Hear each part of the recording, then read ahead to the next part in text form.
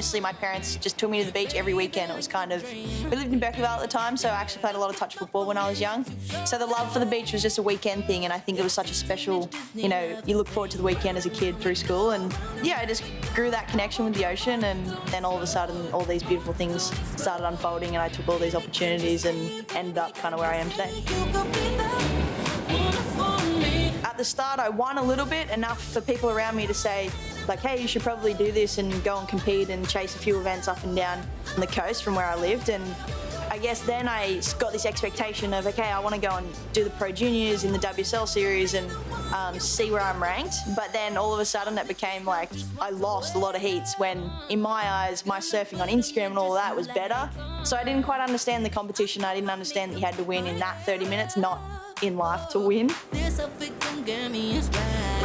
There's one key moment. I got invited to Elaine Beachley surf camp in the Surfing Australia, and I remember there I was just, oh, this is great, I can ask all these people all these questions, and like it was just such a perfect environment. It really felt like this is exactly where I want to be. I guess too, COVID happened, which was such a brutal time, but it was also really good for myself to grow up in those years and just focus on my surfing. So I say that because the tour stopped and it changed, and it became like you now do a series before qualifying, and it created 2 tiers. And I just went, and 1 year I was really close and I fell off and it was heartbreaking. Next year I went and qualified, and it was like really overstimulating. I feel like as a rookie, it's a really tough thing because everything's so interesting. Everything you dive into, you spend energy on all these things that are irrelevant, but for a rookie, you should take it in. You should enjoy all these new like grandstands and fans and great food and new locations. And yeah, I think it's important to enjoy that, but also energy goes elsewhere. It's not all just in performing.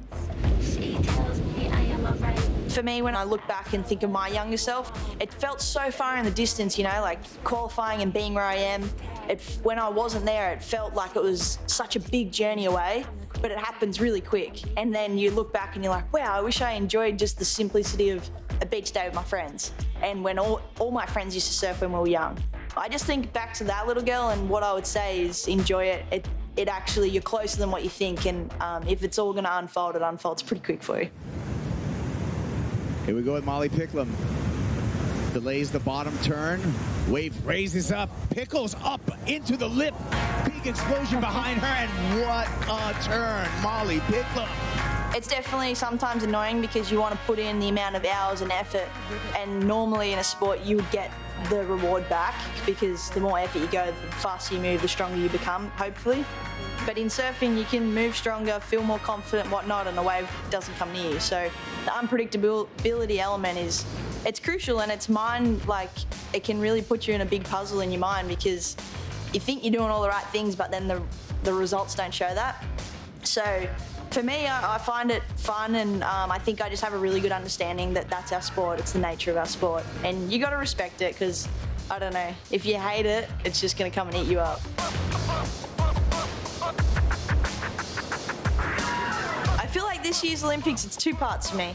I think one, being a part of the Olympic team, the Australian Olympic team, it's such an honour, and I'm a true Australian. I really love our nation, and yeah, so that part of it's just so cool, and I'm in awe, and I don't think it's sunk in completely yet. But the other part too, being in Tahiti, Chopu, it's a wave that it's really death-defying, it's scary, it's also so beautiful, it's magical, and I think that really excites me. One, because obviously getting barrowed, it's one of like a surfer's dream. It's their favourite thing to do, and to do your favourite thing in the sport you love outside of any competition, but the fact it's in a competition and you can win gold for your nation. There's a lot of factors that it's like, I think the situation and the stage they've set, it could be the most beautiful thing ever happened in surfing, for me and for surfing in general.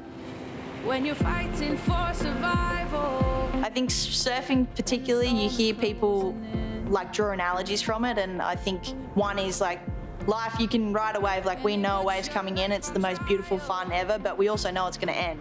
But because we know it's going to end doesn't mean we don't engage into it, you know, like we still enjoy the wave while it's there, and we know it's going to end, but it's okay, like things come and go, and I think that's really relevant to life. You have really high, happy moments, and then like the uncertainty of it ending can be scary, but don't let the ending ruin this beautiful wave, you know? So that analogy has been drawn from surfing, and it's a pretty cool sport. What can we say? In your